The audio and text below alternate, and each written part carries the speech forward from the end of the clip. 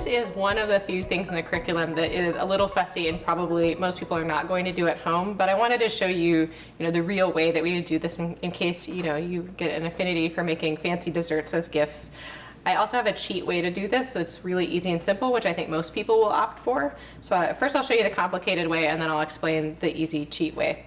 So we're going to temper chocolate. What tempering chocolate really means is that you are melting chocolate and you melt it, then you rewarm it a bit and then hold it at that temperature.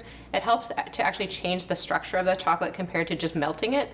If you've ever just melted chocolate and dipped things in it, for example, and then let that harden, you notice there'll be some little white spots. It's kind of a dull color. It doesn't have the nice sheen that, say, a chocolate bar that you just opened would have. And so the chocolate bars or other really nice candy you would buy at the store is tempered, and that's what gives it that shine. They're not adding anything to get that shine. It's just literally the process of melting and rewarming and then holding it at the proper temperature that gives it that beautiful appearance. And it also changes the texture. So if you've had a truffle or a beautiful chocolate, there's like that crisp, like there's a little crunch to it, but it's not going to crumble apart. So you can break into a truffle, for example, and there'll be that little crunch, but the chocolate doesn't fall apart and fall off the truffle. It still has a little almost elasticity, it's a little pliable still. And so if you've seen pastry chefs on TV, making chocolate sculptures or, shaving chocolate, things like that, you need that tempering to have that flexibility and not have it shatter.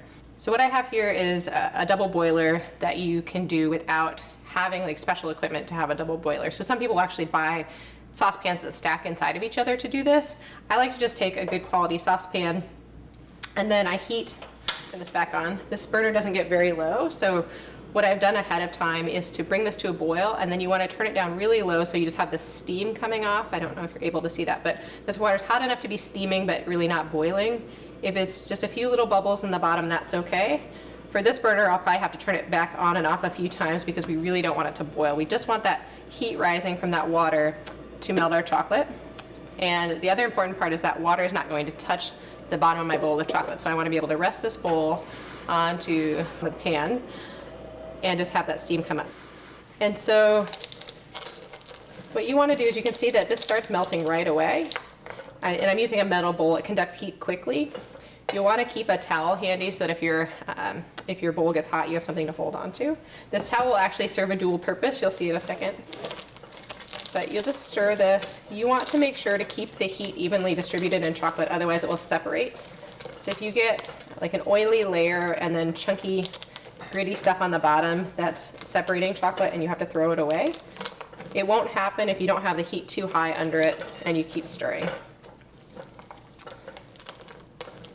We want to get this up to between 122 and 131 degrees. So what I have here is I have a thermometer, just a little inexpensive digital thermometer. I recommend digital and not one where you're waiting for the mercury to go up and down because it just takes a long time to get the fine adjustments. And this is a pretty precise venture. This type of thermometer has multi-purposes. You can use it to see if, baked goods are done or, meat or, plant-based meat alternative is done by seeing if it's the right temperature in the center. When I'm doing a lot of pastry, I actually usually use a laser pointer one, which most people don't have at home, and it will instantly tell me the temperature. But again, trying to stick with things that people have at home. So I'll show you this. Pretty quick way to melt chocolate. And so we're doing dark chocolate, so we're doing a 70% dark chocolate. If you're doing a milk chocolate or a white chocolate, there's actually different temperatures, and that's all in the handouts. So because we're kind of focusing on a healthier chocolate option, which are the higher cacao content chocolates, I'm just going to demonstrate the dark chocolate, but this can be done with other chocolates. It's just each one's different. And so once we get it up to 122 to 131 degrees, then we will take it off the heat and stir it occasionally and cool it down to between 80 and 84 degrees. And this is all in Fahrenheit. You'll have to make the Celsius conversions if you're used to using Celsius. And then we'll heat it back up to between 86 and 89 degrees, and then you want to really hold it there, which that's the really fussy part, right? So holding it in a 2-degree range is really challenging, and if it comes out of that range, then you start to get some of those spots and dull color and streaks in your chocolate when you finish it. So While I'm waiting for this to melt, I'll tell you the easier way to do that, because I'm sure I've totally lost a lot of you. I'm never going to do that. I actually, when I teach this in classes live, my students never do this. I always just do the tempering for them and have them dip things, and then when they go home, they do the cheat way, because very few people have time for this. So for each pound of chopped up chocolate that you use, if you can take about 2 tablespoons of, I would say, refined coconut oil. And you want refined because otherwise it'll have a strong coconut flavor if you're using unrefined. If you don't mind that, you can use unrefined. If you want it to just have that sheen and not have the spots, adding a little bit of oil will help. Tempered chocolate will also dry quicker, so it will become firm quicker than just melted chocolate. So, just within a few minutes of dipping, your chocolate will be ready to go if it's fully tempered. If you just melt and dip things in chocolate, then it takes quite a while, sometimes hours, for it to firm up. You can speed that up by putting it in the fridge, which I would never do with tempered chocolate, but if you just melt it, then you can. The other thing that makes it really easy is if you don't want to fuss with adding anything, you can just melt your chocolate, melt it in the microwave like I showed in the chocolate silk pie recipe, heating it for 15-second increments, stirring it, and then you can dip whatever you want in the chocolate and then just cover up the chocolate with something, like put some nuts or put some powdered sugar or, whatever, some dried, I really like freeze-dried fruit as a coating, so it can give you like a vibrant pink color for raspberries or strawberries, for example. And then if you can't really see that there are streaks or spots on your chocolate, then it's like, success. It will look beautiful and no one will know that you didn't go to all this trouble to temper it. I mean, in all honesty, no one will know anyway, because very few people know what tempering chocolate is. So I'm just going to scoot this off to the side. I'm going to pull this off and we'll check the temperature. The reason I want to show you pulling this off, you can see there's already chocolate here. You can't let any water get into your chocolate. So I always like to have a towel handy so that all the water that's clinging to the bottom of the bowl from the steam won't accidentally end up getting put into the chocolate. So I kind of dry off the bottom.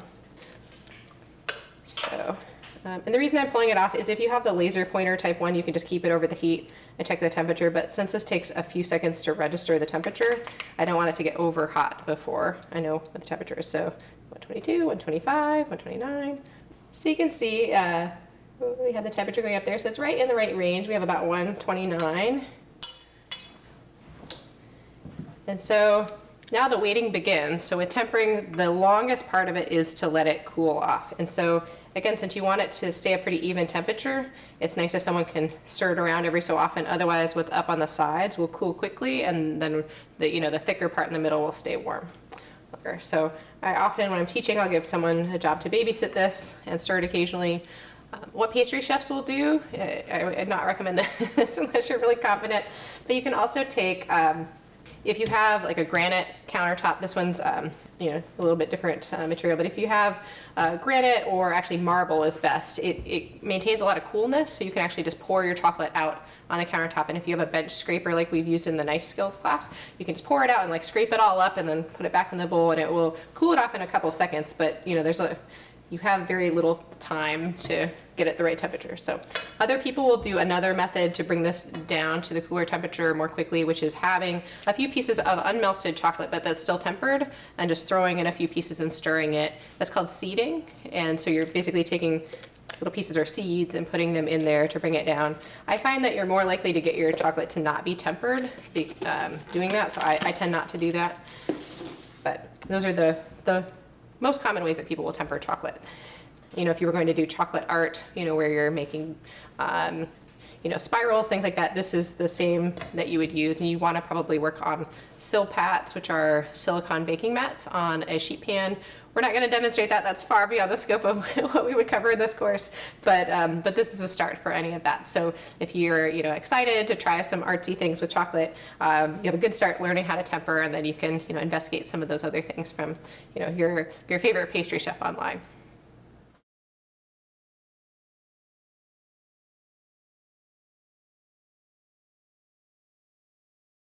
So after a very long wait, we have finished getting the chocolate down from mid-20s, 122 to 131 degrees, down to between 80 and 84 degrees Fahrenheit.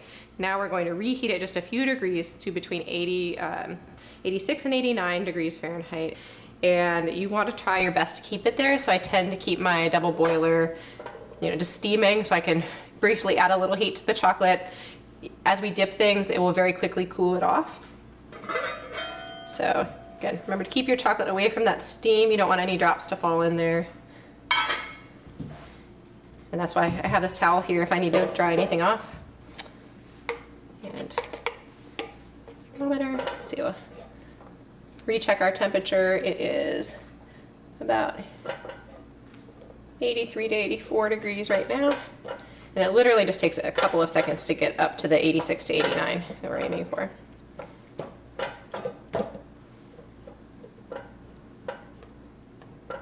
I try to get closer to 89 because then it gives you a little bit more leeway with the cooling off when you dip the ingredients in.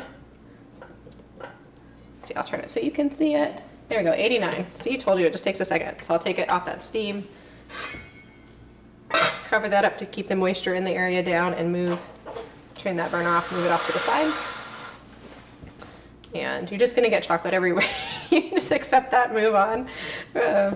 Move that over here. We'll pull over our fruit where you can see it. Anything you want to dip in chocolate, you can. Not as healthy of options, but graham crackers are delicious. Pretzels are delicious. Anything that goes well with chocolate is good.